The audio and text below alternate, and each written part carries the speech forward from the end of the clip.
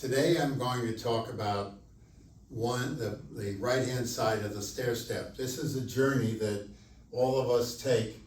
We're focusing on anybody, whether you're a business owner or work for a company, whatever your life experience might be.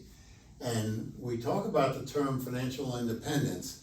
That's really what each of us want to have, where we can maintain a lifestyle that we choose to have that covers various expenses and we don't run out of money while we're both alive. I have a wife that's younger than me and she comes from a long-lived family, so I have to think in terms of decades for her as an example to make sure that there's enough money for her to live comfortably. And this is presuming for a business owner that they've spent the last 3 to 5 years getting ready for this transition and had a program that's been executed. And in financial independence, what we try to do is we try to model where you are. If you keep running down this HOV lane with what you're doing now, and how long will that money last you? Because it's nice to know if you've got unreasonable expectations. We prefer to say in the future that you're going to have a cushion in case there's something that occurs that we hadn't expected. But that's something that as we go along that journey together, we monitor the whole time. And that's very critical, having done that for thousands and thousands of people that have retired. When I came into the business 50 years ago, people were my age and older. They're now with the Lord or someplace else. And I've dealt with their children and even their grandchildren in these transitions to comfortable lifestyle. So we're going to just show you one snapshot of present plan as an idea. This is just an example of the kind of modeling we can do. This is not a specific person, it's just trying to demonstrate something in the software that we consider a comprehensive look of all the things that you've got in place and all the pieces that you are using to be able to support your lifestyle.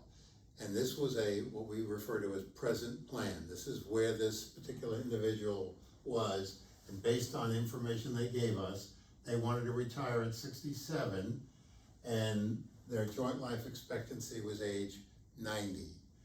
And you can see that they're going to rock along pretty well until about age 84, and then they're going to take a step down, and then all they got is Social Security to live on. And who wants to be 85 and broke? Not me. But they were surprised when they thought about this. Now, there's lots of things you can do. I'm not going to get into all those details at this juncture. But this shows where their money was going to come from different places. And you can see a lot of it comes from their savings, which is dependent upon the rate of return. And they're hoping that the returns are going to be there consistently. That's really what this is saying. Also, we still got to pay the piper. You know, the IRS stands for theirs, and they're going to get their share of it. So they have two components. Tax postponed amounts are going to contribute to a lot of it, and then taxable accounts they already have in place from savings. Under their current plan, almost 70% of their spendable income is going to come from the returns that they get from these assets over here. Only about 30% is going to come from inflows like Social Security. And this is one of the things that we try to look at is how much are you comfortable having what we call consistent inflows as compared to hoping that my gold will last long enough for me. This is part of, as you saw, the thumbprint for financial independence. Each one of us defines financial independence differently. But when would you like to know that you might be running out of money? When you're in your late 70s, when you're in your late 60s, or where you are today. And that's one of the things that we can do, whether you're a business person or not. And I'm going to take an expanded view of what this means in just a moment in a separate video for you. Thank you.